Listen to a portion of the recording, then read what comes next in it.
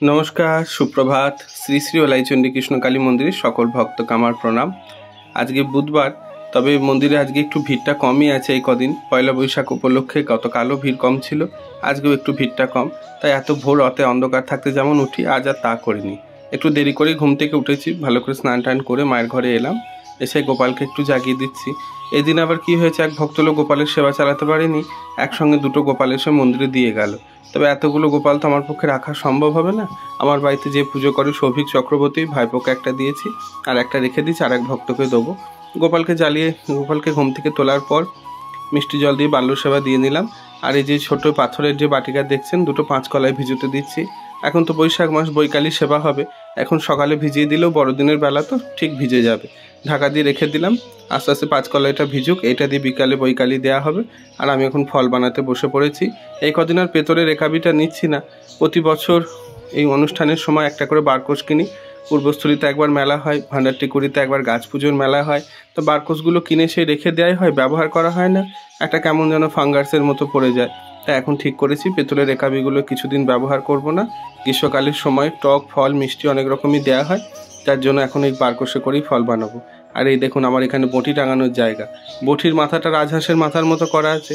এই একটা সুবিধা হয় যে টাঙিয়ে রাখা যায়। আর ফল আমান্য করে নিয়ে বটি ধুয়ে ওখানে রেখে দিই, জলটাও ঝরে যায়, কোনোদিন আর জং পড়েনি। এখন মায়ের ফলের নৈবেদ্য বাটাগুলো সব সাজিয়ে নিচ্ছি।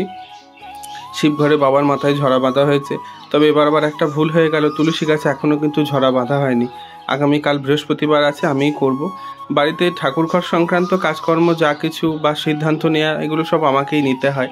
যখন ঠাকুমা বেঁচে ছিল ঠাকুমা করতো, ঠাকুমা চলে যাওয়ার পর এই কাজকর্মগুলো সব ভাড়াপন আমার কাছে। আমার মা এসে জিজ্ঞাসা করবে, এগুলো করলি না তো এখনও? অথচ যে জোর করে নিয়ে এসে নিজে করা, সেগুলো তিনি করেন না। এখন হয় পারে না, নয় স্বেচ্ছাকৃত করেন না, কিছু একটা বটে, যার জন্য এগুলো নিজেই করি। এখন মায়ের নৈবেদ্য সাজিয়ে নিচ্ছি। ওই শুকনো আতপ চাল যেটা মাঝখানে দিলাম, ওটাতে মায়ের অনুষ্ঠানের জন্য প্রসাদ হয়ে যাওয়ার পর ওই চালটা তুলে রাখা হবে। আর মায়ের বাটায় যে নৈবেদ্যটা দেবো, ওই চাল কটা ধুয়েই দিই। আজকে এক ভক্ত এসছে মন্দিরে, খুব দুঃখী মানুষ, পুত্র কন্যা দুটো সন্তান সবাইকে হারিয়ে বড় অসহায় হয়ে আসছে মা। তো মনে মনে ঠিক করে রেখেছি, আজকে যখন উনি এখান থেকে দেখিয়ে ফিরে যাবে, ওনাকে একটা গোপাল দেবো। বলো, তুমি গোপালটা নিয়ে সেবা করো। ভগবান যদি কারোর কাছ থেকে কেড়ে নেয়, হয়তো তার কপালে আর সুখ নেই, যার কারণে হয়তো উনি নিয়েছেন কেড়ে। আমরা মানুষ, এর বাইরে তো আর আমাদের কিছু করার সঙ্গতি নেই। কারোর মুখে শুনেছেন উনি যে মন্দিরে গেলে মা নিশ্চয়ই আশা পূর্ণ করে। তবে দেখুন, মরা মানুষকে তো জ্যান্ত করে ফিরে আনা, এ তো সৃষ্টির বিধানের বাইরে।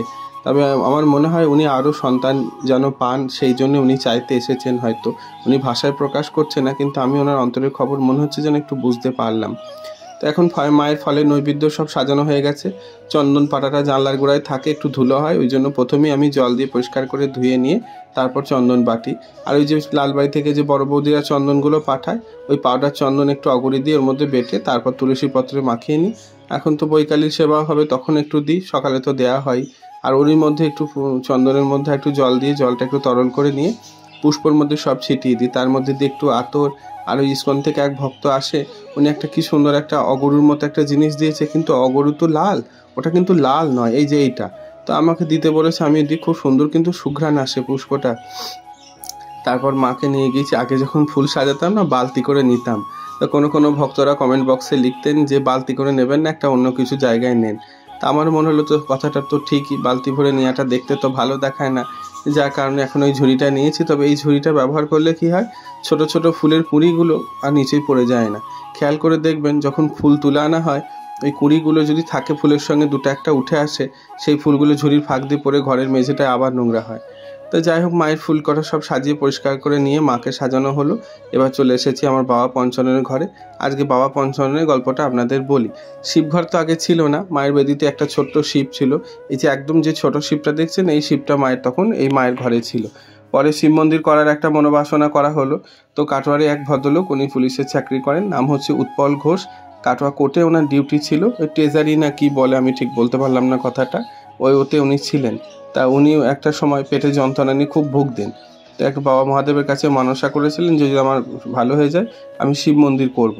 তবে আমাদের বাড়িতে মানসা করেননি, কোনো শিব মন্দির করে দেবেন, উনি এইটাই মনে অভিলাষ করেছিলেন। তো শিব মন্দির তো করতে পারিনি, আমার শিবঘর তখন তৈরি হয়ে গেছে। তো আমাকে বলেছিল যে আমি শিব মন্দিরের জন্য কিছু দিতাম। তা আমি বললাম যে শিব মন্দিরে দিতে হবে না, তুমি এক কাজ করো, তুমি মহাদেবী আমাকে একটা তাহলে বানিয়ে দাও। বলে খুব ভালো কথা। তো উনি এই শিব মন্দিরের শিবটা আমাকে দিয়েছিল, নবদ্বীপকে আমাকে সঙ্গে করে নিয়ে গিয়ে ওই বাবা পঞ্চাননকে কিনে দিয়েছিলেন। আর তারপর থেকে বাবার পুজো হচ্ছে। আর বাবার ঘরে পুজো সারা হলো, এখন ভক্তরা চলে এসেছে, সবাই এখন পুজোয় বসে পড়েছি। মায়ের নৈবেদ্য জোগাড় সমস্ত নিয়ে সকালের পরিবেশটা এত সুন্দর, মন একদম মাধুর্যে ভরে যাবে আপনার মন্দিরে দুদণ্ড বসলে। আর এখানে মায়ের একটাই কৃপা করুণা, যারা সৎ মনোভাব মনোবাঞ্ছা নিয়ে মায়ের কাছে আসেন সবার মনোবাঞ্ছা মা পূর্ণ করেন। এই জন্য আমাদের এই মন্দিরে এত পরিমাণ ভিড় হয়।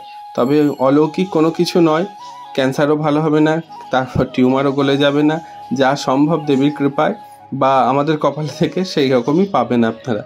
তাই মায়ের পুজো সম্পূর্ণ হয়ে গেল, এখন প্রসাদ বের করে দিয়েছি। আজকে প্রসাদে পরিবেশন করছে আমার স্ত্রী, ওই মায়ের প্রসাদ সব দিয়ে দিয়েছে। আর এই যে আমার আচার কাকু নবদ্বীপ থেকে আসেন, উনি যেদিনে উনি আসেন ওনার কাছে আমি একটু আচার নিই, খুব নিরামিষ পাঁচমিশালি আচার, চালতার আচার।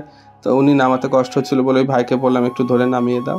মায়ের পুজো শেষ হয়ে গেছে, আজকে ভিড় কম হয়েছিল বলে একটু সকাল সকাল সারলাম। এবার ঘরে যাচ্ছি খেতে, এখন 1:15-20 মতো হলো। আজকে আমাদের রান্না হয়েছে ডাল, আলু, তারপর কুমড়ো ভাজা, বেগুন ভাজা, আলুর একটা সবজি, এই আজকে খাওয়া দাওয়া হবে। আর সঙ্গে তো একটু দই বা আচার কিছু একটু তো নেবই। আমি একটু টকের ভক্ত, এই অভ্যাসটাও ঠাংমার থেকে পেয়েছি। আগে ঠাংমা যখন রোজ টক খেতো আমি নিজেই বকাবকি করতাম, রোজ রোজ কি টক খাবো। এখন নিজেই দেখি টক হলে পরে ভাত করে যেন খেতে খুব ভালো লাগে। তো খেয়ে দিয়ে একটু বিশ্রাম নিলাম, এখন আবার চলে এসেছি গা হাত পা ধুয়ে মায়ের ঘরে। বিকাল 4টে বাজে বৈকালি দেবো। যে 5 কলা এটা ভিজে রেখেছিলাম সুন্দর করে ভিজে গেছে, এইগুলো দিয়ে 2টো রসগোল্লা দিয়ে মাকে এখন বৈকালীন দেওয়া হবে। তারপর ঘরটর পরিষ্কার করা আর অন্য কাজে বার লাগবো।